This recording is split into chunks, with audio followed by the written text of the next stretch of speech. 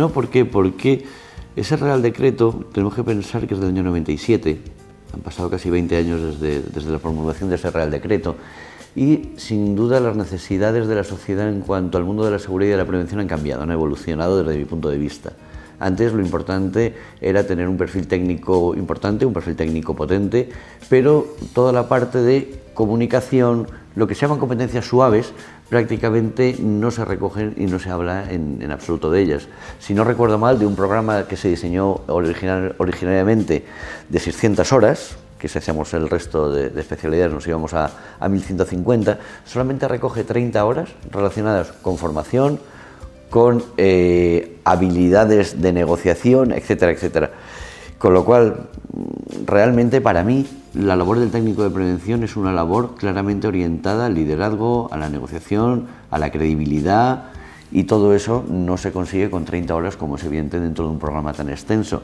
Entonces, creo que debería sufrir una modificación importante y desarrollar mucho más las competencias relacionadas con las competencias suaves que como está estructurado hoy en día ese Real Decreto.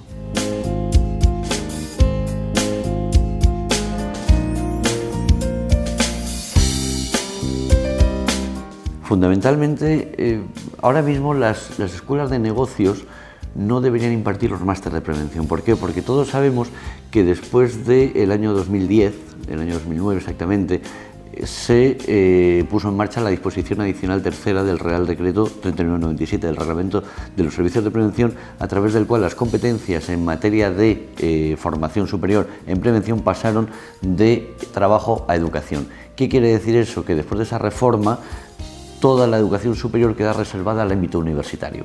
Eso no quiere decir que una escuela de negocios no pueda impartir formación en prevención de riesgos laborales, pero desde luego no para técnicos superiores en prevención.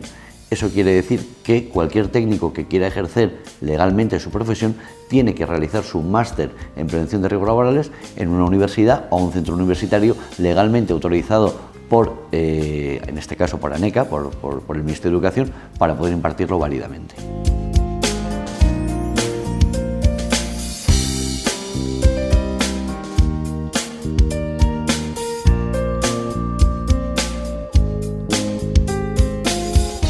No. ¿Por qué? Por un poco siguiendo el hilo con lo que comentábamos inicialmente. El Real Decreto centra la labor del técnico fundamentalmente en labores relacionadas con la ergonomía, con la seguridad y con la higiene industrial. Y, adicionalmente, introduce técnicas afines relacionadas con calidad, con medio ambiente, con seguridad vial, que también son importantes para evitar, en este caso, que es lo que intentamos en el último caso, los accidentes de trabajo, pero no nos enseña a cambiar comportamientos. Es decir, al técnico lo que se le pide es que hay una legislación, que la aprenda, que la aplique y que vigile por su cumplimiento. Esa es la labor inicial que intentó tanto la ley como el reglamento de los servicios de prevención. Pero con los años nos hemos dado cuenta que la siniestralidad ha bajado desde que entró en vigor la Ley de Prevención de Riesgos Laborales. También es verdad que la siniestralidad va muy ligada a los ciclos económicos. Cuanto más actividad económica hay, más accidentes hay.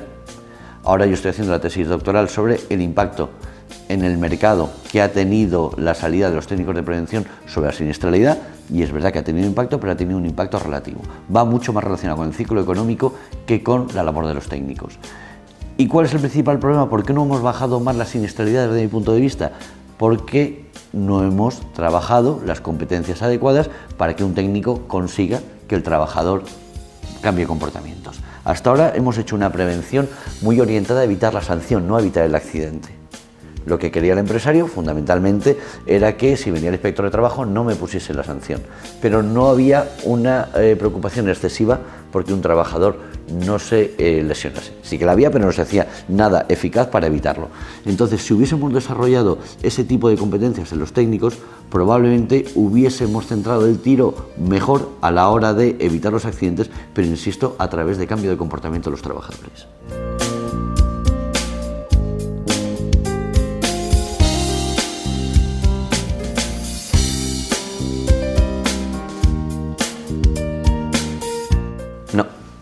No, volviendo otra vez al argumento que comentamos anteriormente, porque no está previsto en el Real Decreto que ese tipo de cosas se enseñen.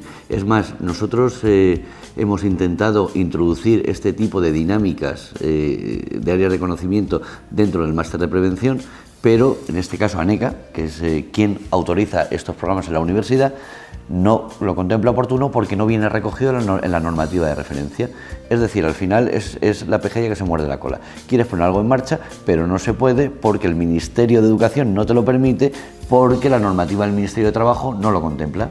Entonces, tú te tienes que limitar a impartir el programa que viene especificado en el Real Decreto. Puedes hacer pequeñas variaciones, pero no puedes hacer variaciones sustanciales para que realmente un técnico pueda adquirir esas competencias necesarias. ¿Y qué pasa? Que cada vez más es más importante que este tipo de competencias el técnico las tenga.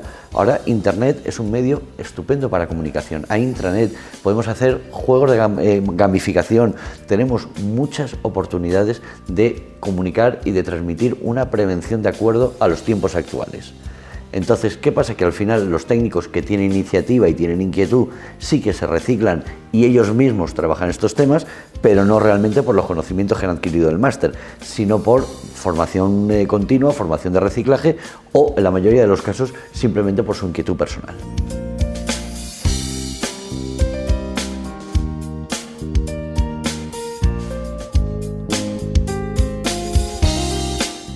Me gustaría decir que sí, pero tengo que decir otra vez que no.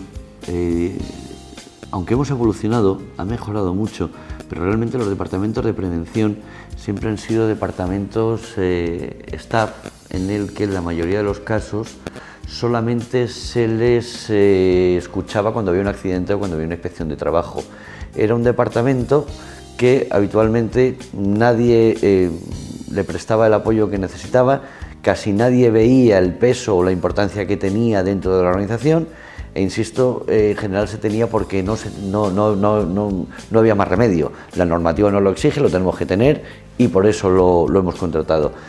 En las grandes empresas ha habido una evolución importante, sobre todo en las grandes, en los últimos años, en los cuales los departamentos de prevención ya no han sido un departamento que colgaba de recursos humanos o que colgaba de la dirección de calidad, sino que poco a poco se le ha ido dando mayor relevancia, se le ha ido dando mayor importancia y ya, insisto, en mediana y gran empresa hemos conseguido que se le dé el valor que realmente tiene y que en muchas ocasiones incluso tenga una vinculación directa con la dirección general.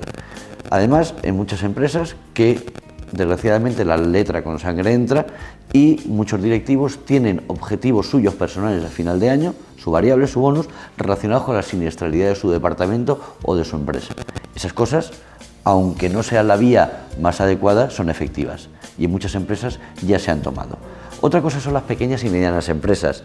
Ahí, en la mayoría de las ocasiones, se tiene subcontratado con un servicio de prevención ajeno, con lo cual realmente es un servicio que nos ofrece una tercera empresa. Aquí hay de todo, aquí hay empresarios a los que sí que escuchan, le da capacidad de movimiento a esos servicios de prevención y hay otros que simplemente piensan que han contratado un seguro de responsabilidad civil para entendernos y que esto no va con ellos. Eso poco a poco va evolucionando, los medios de comunicación van haciendo una labor importante, ha habido campañas muy importantes en televisión y en prensa. Es una pena que después de la crisis todo eso se haya cortado, pero realmente necesitamos seguir con esa labor de concienciación, de publicidad, de comunicación, que haga que esos pequeños y medianos empresarios interioricen la importancia que tiene la prevención y lo rentable que es para una empresa que los trabajadores trabajen en un entorno saludable y que estén motivados y que realmente estén identificados con el proyecto, y eso se consigue a través de unas condiciones de trabajo saludables.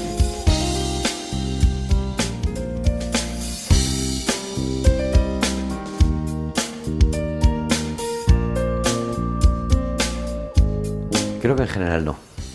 Creo que todos aquellos que vienen de un entorno jurídico, un entorno empresarial, es decir, todos aquellos técnicos que su formación de origen viene del mundo del derecho o de la administración de empresas, puede ser que estén un poco más concienciados con la responsabilidad que tienen una vez que tienen acceso a este puesto de trabajo.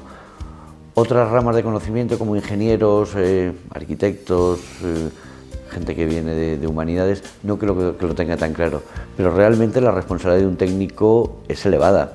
Nosotros, cuando firmamos una evaluación de riesgos, estamos haciendo una especie de auditoría y estamos dando fe de que estos son los riesgos que tiene un puesto de trabajo. Se nos pueden escapar riesgos, nos podemos equivocar con las medidas preventivas que hemos descrito para un puesto de trabajo o que no sean eficaces.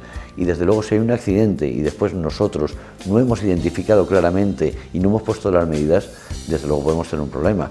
Eso sí, si nosotros como técnicos hemos dado la información necesaria a la empresa, a nuestro superior jerárquico, y no se ha hecho nada, ahí nosotros pasamos a un segundo plano. Pero desde luego sí que tenemos una responsabilidad importante. Hemos visto que hay técnicos de prevención con juicios penales, además con penas importantes por accidentes o por omisión, por cualquiera de las dos cosas. Ha habido muchos años, ahora quizá la intensidad es menor, donde se ha judicializado mucho la prevención de riesgos laborales, donde cada vez que había un accidente, el abogado del trabajador intentaba llevarse por delante a todos los estamentos posibles de la empresa, incluso a los delegados de prevención, que sabemos que son los representantes de los trabajadores en el área de prevención, y ha habido, insisto, una excesiva judicialización de la prevención.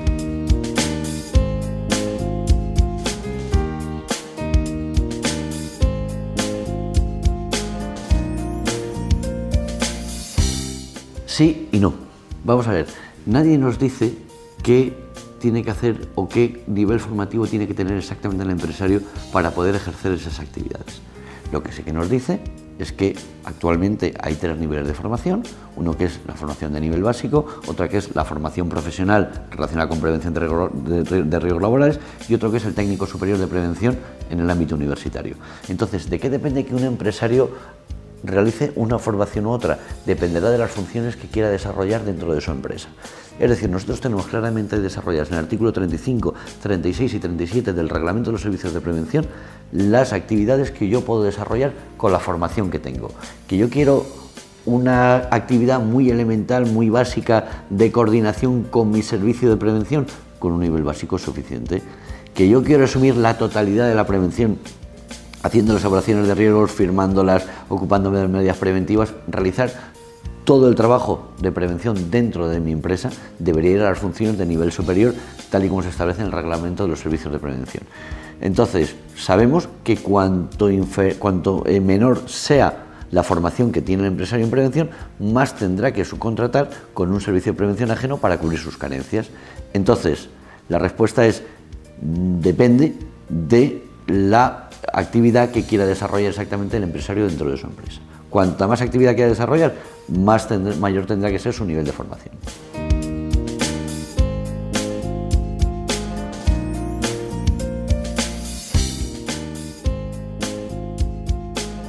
En un 95% sí.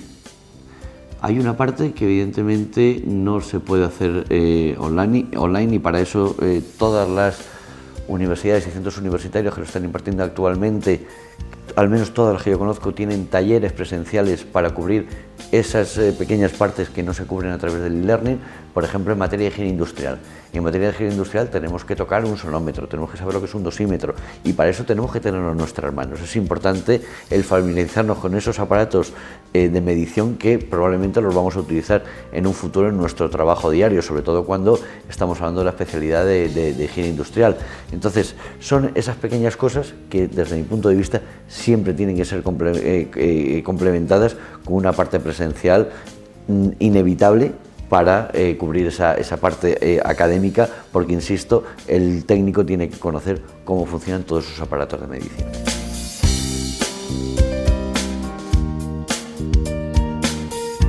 No. Lo que sí que va a hacer la metodología e-learning es cambiar la forma de enseñar. El formador siempre va a ser necesario, siempre. Su labor es incuestionable. Lo único que entramos o cambiamos de una interactuación directa con el alumno a una interactuación virtual. Nosotros, por ejemplo, ahora estamos en un momento en el que incluimos la telepresencialidad dentro de nuestros programas. ¿Qué es eso? Que tú estás asistiendo a clase en tiempo real, tú estás viendo al profesor en pantalla y tú estás en casa. Entonces tú paras al profesor cuando quieras, puedes preguntar lo que quieras. El resto de alumnos que están conectados te están escuchando, lo que tú preguntas están viendo tu cara a la vez que ve la del profesor. Es decir, que ya es la tecnología tiene avances suficientes para permitir en un entorno virtual una experiencia muy similar, por no decir prácticamente igual, a la que tendrías en una aula real. Lo único que nos falta es tocar piel, pero el resto de la metodología y de la sistemática de clase es exactamente igual la que se hace por internet que la que se hace en la clase presencial, porque hay debates, insisto, se interrumpe al profesor, el profesor escribe en la pizarra, los alumnos pueden interactuar entre ellos y todo eso lo permiten herramientas tecnológicas que están especialmente diseñadas para esto.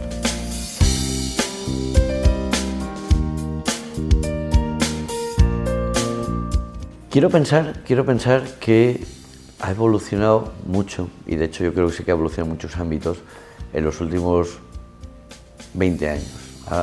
Hemos mejorado mucho, hemos pasado de un ámbito de la prevención en el que era una absoluta desconocida, en la que nadie le prestaba atención, como mucho había algunos ingenieros, algunos médicos que aportaban algunos aspectos a la reducción de accidentes, pero como área de conocimiento ha habido un boom en los últimos 10-15 años donde han salido muchos profesionales al mercado que han hecho que esa cultura preventiva empiece a ser una realidad. Ya no tanto por las campañas, como decíamos antes, del Ministerio o por la labor de las mutuas. Yo creo que al final es una labor del boca a oreja para entendernos. Yo creo que todos esos técnicos que han salido a la calle, que han salido muchos, nosotros solamente desde la Escuela de Negocios antes y desde el centro universitario después hemos formado a más de 5.000 técnicos en prevención. Esos técnicos tienen familias, trabajan en empresas, le preguntan a qué se dedican, su familia sabe que está haciendo un máster en prevención y creo que eso sí que es realmente eficaz para crear esa cultura preventiva. ¿Por qué? Porque ya vemos que hay mucha gente que se gana la vida gracias a la prevención. Eso hace 20 años no pasaba. Y al final todo eso va creando semilla y pienso que quedan otros 10-15 años para que realmente todo este trabajo que se ha ido haciendo durante estos años se asiente y la reducción y la cultura preventiva sea una realidad de la sociedad española. Pienso que lo que se ha empezado por las grandes empresas, como decíamos antes, todas las grandes empresas tienen un sistema de gestión de la prevención en general muy avanzado y muy acorde con los tiempos. Ahora lo que nos falta es hacer ese trabajo de pico y pala entre las pequeñas y medianas empresas, que es realmente donde está el foco de siniestralidad y realmente donde tenemos que hacer un esfuerzo importante para seguir trabajando en esa reducción.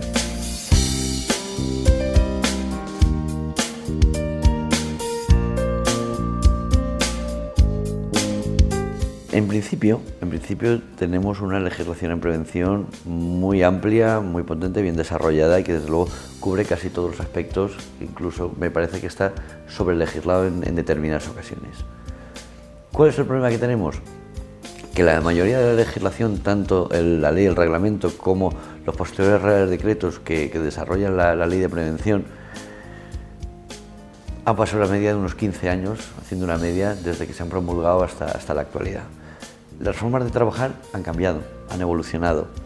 Vemos que las relaciones laborales han cambiado, que el tipo de trabajo que se realiza ha cambiado y lo que va a cambiar a futuro. Vemos que el teletrabajo es una realidad. El teletrabajo es una forma de trabajar que va creciendo cada año. Vemos que en las nuevas relaciones laborales que estamos teniendo pasamos de vender tiempo a vender trabajo. ¿A qué me refiero? Cada vez hay más autónomos, cada vez la gente cambia de empresa con más facilidad de lo que pasaba hace 20 años. Y toda esta evolución del mercado laboral, la prevención no la está observando.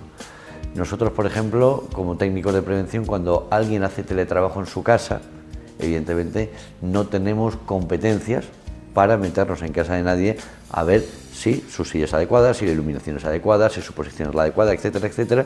Y desde luego sí que vamos a tener que, el legislador en este caso, va a tener que adaptar esas nuevas formas de trabajo de los tiempos actuales a la legislación en prevención, insisto, que actualmente no se recoge nada de esto.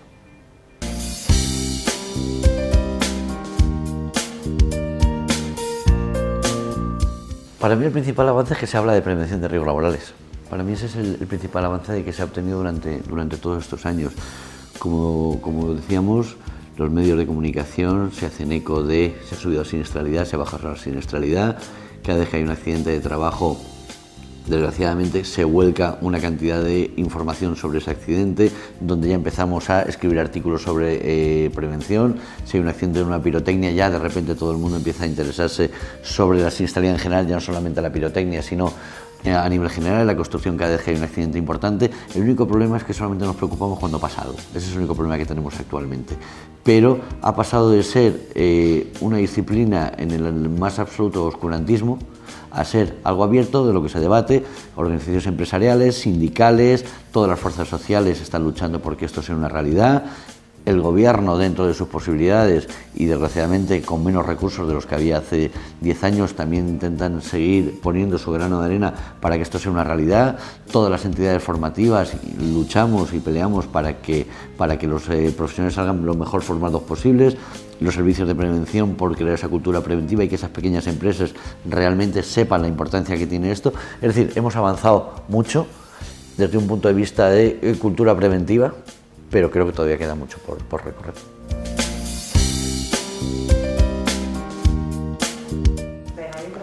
Muy bien. Lo que es manifiestamente mejorable durante todos estos años es que se ha hecho una prevención fundamentalmente para evitar la sanción, no para evitar el accidente. Es decir, se ha hecho una prevención de papel, se ha hecho una prevención para que cuando fuese el inspector estuviese todo en regla, y eso ha hecho que no tengamos sanciones, pero eso ha hecho también que la siniestralidad no baje a los niveles adecuados y deseables para un país como España, que todos sabemos que andamos a la cola de siniestralidad en la Unión Europea. También hemos fallado fundamentalmente en el cambio de comportamiento de los trabajadores. Hemos hecho una prevención muy centrada en un aspecto técnico, un aspecto de que la máquina estuviese hiperprotegida, que tuviésemos un procedimiento perfectamente definido, pero no hemos trabajado en ese señor que está frente a la máquina o que está en un puesto de trabajo de riesgo para que realmente él sea consciente de la importancia que todo esto tiene. ¿Por qué? Porque si un trabajador está trabajando con una radial, no lleva una gafa de protección y le salta una viruta al ojo, realmente quien va a sufrir va a ser el trabajador del accidente, y quien se va a dañar el ojo va a ser el trabajador, no va a ser el empresario. Entonces, yo siempre defiendo que el principal beneficiario y el que más se tendría que preocupar de todo esto es el trabajador, por supuesto con el apoyo del empresario, sin ninguna duda. El empresario tiene que dar todos los medios a su alcance para que el puesto de trabajo sea seguro. Pero pienso que en muchas ocasiones los trabajadores, por esa falta de cultura preventiva, por esa falta de formación continua realmente efectiva para cambio de comportamientos, no ha sido consciente o no ha exigido o no ha puesto de su parte lo suficiente para que realmente esos cambios y esa mejora de la accidentalidad sea una realidad. La simplificaría, la haría mucho más directa y aplicable, mucho más concisa y concreta, y no tan vaga como es en muchas ocasiones. Tener una normativa con conceptos tan vagos en muchas ocasiones nos da muchos problemas de interpretación, y eso hace que sea muy complicado el llegar a consensos para aplicar la normativa de una determinada manera. Y desde luego en los tiempos actuales requiere ya un reciclaje urgente de la normativa, como decíamos anteriormente, para adaptarse a las nuevas necesidades y a los nuevos riesgos que están generando las nuevas formas de trabajar.